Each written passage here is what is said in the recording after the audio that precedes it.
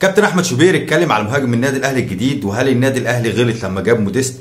طب هل النادي الاهلي غلط لما ما خدش صلاح محسن؟ طب مين اللي جاب موديست؟ طب هو المدير الفني ولا لجنه التخبيط اللي هي اصلا فاشله ومش عارف شغاله ايه؟ بقول لك اما تيجي نشوف اصلا الكابتن احمد شوبير قال ايه، ونرجع مره تاني وما تقطعش الفيديو لان اقول لك كلام لوز اللوز، فخليك معايا لاخر الفيديو. وخير مبدا بيها صلاه على الحبيب، اللهم صل وسلم وبارك على سيدنا محمد وعلى اله وصحبه اجمعين. بالله عليك يا اخي اذا عجبك الفيديو ما تبخلش عليا باللايك والاشتراك وتفعل الجرس، لو برده ما عجبكش الفيديو برده ما تبخلش عليا باللايك والاشتراك وتفعل الجرس. كم مره وكسب وخسر، واحنا ما وصلناش الفاينل ولا مره، بس كانت الفرصه سانحه بالامس. طيب هي ايه المشكله الحقيقيه عند النادي الاهلي؟ المشكله الحقيقيه عند النادي الاهلي ان انت عمال تشتغل قص ولزق، بمعنى انه جبت كهربا من ناحيه الشمال او من ناحيه اليمين حطيته راس حرب، وبعدين بدات توظف طاهر كمان في نفس المركز ده، والولد الحقيقه ماشي كويس مش بطال يعني، بس الاثنين في النهايه مش راس حرب. لما رحت تجيب راس حربه ما لم تكن موفقه، يعني اخدت اسوأ اختيار. انا بقولش اسوأ لعيب، انا بقول اسوأ اختيار. موديست بعيد جدا جدا جدا عن اجواء الدوري المصري، موديست بعيد جدا بدنيا وفنيا، والامور مش ماشيه معاه على الاطلاق خالص خالص بصراحه يعني.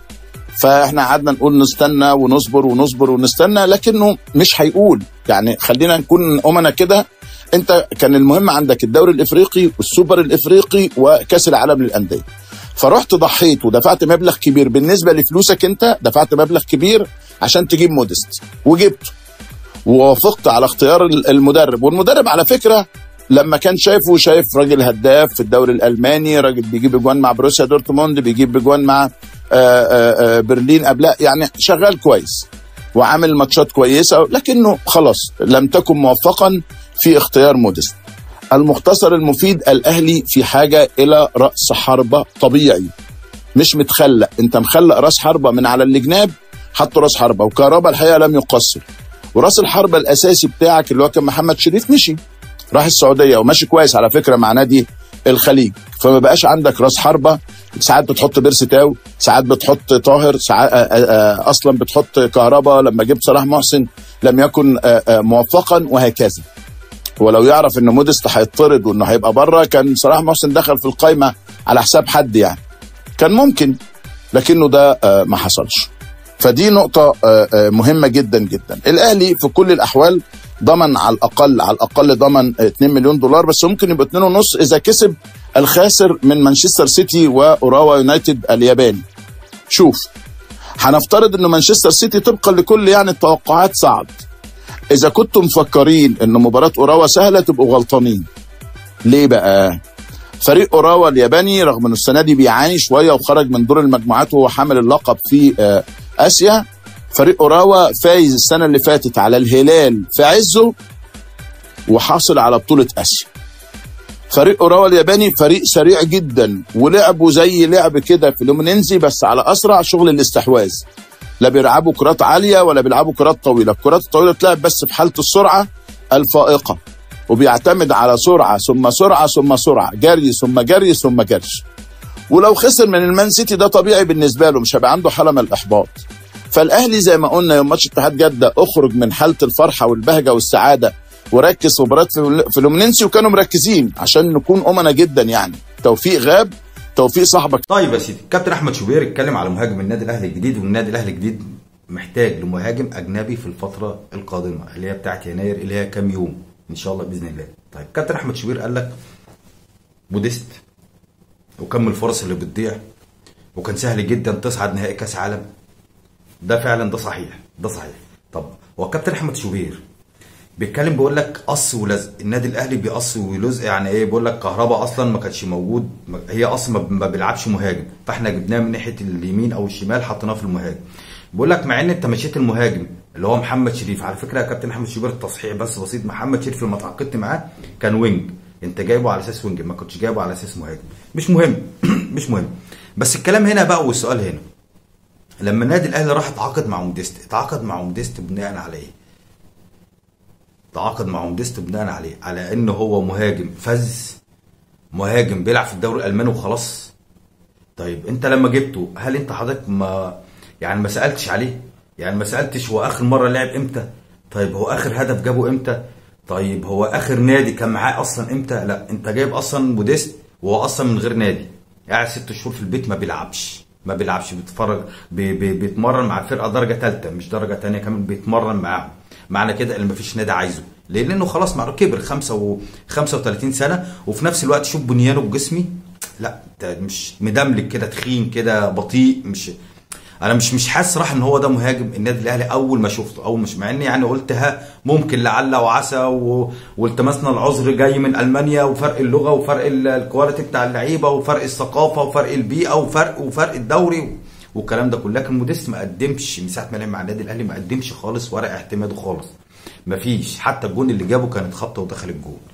لكن برضه السؤال هنا، انت النادي الاهلي تعاقد مع موديست بناء عليه، وحضرتك هتفسخ عقده. خد بالك انت لو جبت مهاجم هتفسخ عقد لاعب اجنبي. يا ترى بقى مين؟ موديست ولا علي معلول ولا اليو ديانج ولا مين ولا مين؟ عشان بس نبقى فاهمين هتفسخ عقد مين. اكيد موديست. يبقى حضرتك بقى شوف الفلوس اللي انت دفعتها لموديست دي كنت ممكن تجيب مهاجم احسن. طب انت جبته بناء على لجنه تخطيط. هل هو مارسيل كولر قال لجنه تخطيط او للاداره انا عايز موديست؟ طيب انت بدورك كاداره بتعمل ايه؟ هو المدير الفني لما يقول عايز حد بجيبه؟ لا مش بشوف الاول ممكن يكون في مصلحه يا اخي شغاله يا اخي. بشوف الاول هل هو موديست ده فعلا هيتاقلم مع النادي الاهلي؟ طب هل هو ده موديست؟ هو ده المهاجم اللي هيشيل النادي الاهلي؟ طب هو ده موديست؟ اخر مره لعب فيها امتى؟ لا ده يعني من سنه ولا سنتين. معنى كده ان انت معلش يعني، طب انت موديست لو مشيته انت كده بتحضره للفرقه اللي هتاخده. يعني الوكيل بتاع النهارده بيقول لك ايه؟ في تصريح النهارده ظهر الوكيل بتاعه بيقول لك ان في انديه اوروبيه بتسال على موديست. بتسال عليه ايه؟ اخباره ايه يعني؟ احنا مش شايفينه. لا موديست ما بيلعبش، موديست مش هو ده المهاجم اللي يشيل النادي الاهلي. ويا ترى النادي الاهلي هيجيب بقى مهاجم ولا برضه هنستبخل؟ اصل ده بخل. بص انت جبت كام لاعب اجنبي ومشيته ليه؟ عشان بتجيب بفلوس على قدك. انت ممكن تجيب بفلوس على قدك، بس تروح يعني ايه؟ تروح بقى افريقيا، تروح انت اللي تروح. انت في فريق كشافه عندك كده، روح افريقيا بقى، في ادغال افريقيا كده، يشوف بقى اللعيبه اللي بتظهر، اللعيبه الصغيره. ما تجيبش عن طريق وكيل، ما تجيبش عن طريق سيدهايه، لان سيدهايه بيجيب افضل فترات اللعيب. لا اروح امريكا اللاتينيه. طالما انا بقى عايز اروح امريكا اللاتينيه يبقى خلاص 1 أو 2 يروح يشوف يا عم الحاج، يشوف الناس دول، يشوف اللعيبه دي، واروح انا اتعاقد. على فكره هجيبه باقل من اللي انا هجيبه عن تبع وكيل.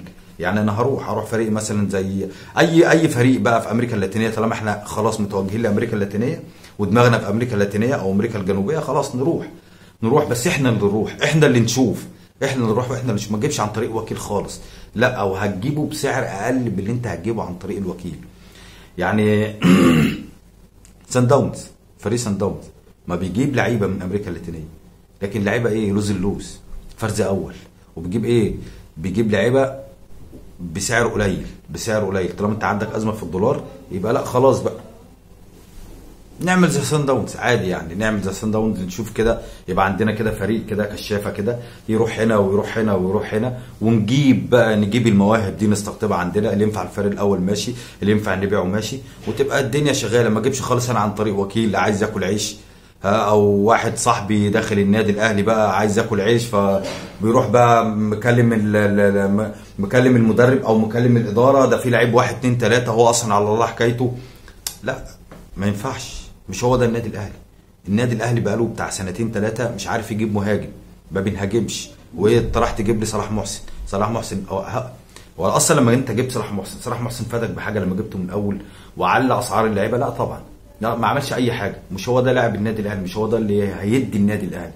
طيب حضرتك لما رجعت كريم نيدفيد بناء على ايه؟ المدير الفني قال المدير الفني هو اللي قال عايزه. طيب انت حضرتك جبته؟ طب انت عملت ايه؟ ما عملتش حاجه. كريم نيدفيد من ساعه ما جه قاعد ما لعبش غير ماتش واحد. في يا جدعان حاجات مش مفهومه، في حاجات مش مفهومه كده داخل النادي الاهلي. لجنه تخطيط، اداره تعاقدات، حتى لما بنتعاقد مع لاعب بنقعد كتير جدا لحد الصفقه ما تبوظ. شوف سوزا، شوف اللاعب اللي كان بيلعب في الدوري الصيني. وانا عايزك تاخد بالك ان في حته خلاص انت حضرتك ضمان 2 مليون دولار، يعني في فلوس جايه لك. يعني النادي الاهلي لما بيخش بطوله اكيد بيجي له فلوس، يعني بيجي له دولارات. المفروض بقى يعني ان انت تجيب مهاجم. انت خلاص ضمنت 2 مليون، لو كسبت يبقى 2.5 مليون. يبقى في بقى تجيب مهاجم بقى، تجيب مهاجم في يناير اللي جاي. لان اللي مضيع النادي الاهلي قصه المهاجم، مفيش المهاجم اللي بيخلص. شوف النهارده جت، شوف الماتش بتاع البرازيل ده اللي هو بتاع الفريق البرازيلي امبارح، كم من الفرص اللي جت كلها اونطه، كلها ضاعت. ده حتى الكره بتروح للجون بالعافيه، الكره بتروح للجون بالعافيه والله. اللاعب مش قادر يشوط الكوره. كهربا النهارده الكوره بتجيله، مع كهربا طبعا ما عادوش لوم، بس الكوره بتيجي هدك انت مرتاح، بتحطها في يعني في الحته اللي واقف فيها الجون وفي نص الجون. لا، ما انت عندك جون كبير، لو في مهاجم هيحطها. كهربا طبعا بيلعب وينج، فلازم نجيب مهاجم عليه القيمه، مهاجم يليق انه يلعب للنادي الاهلي.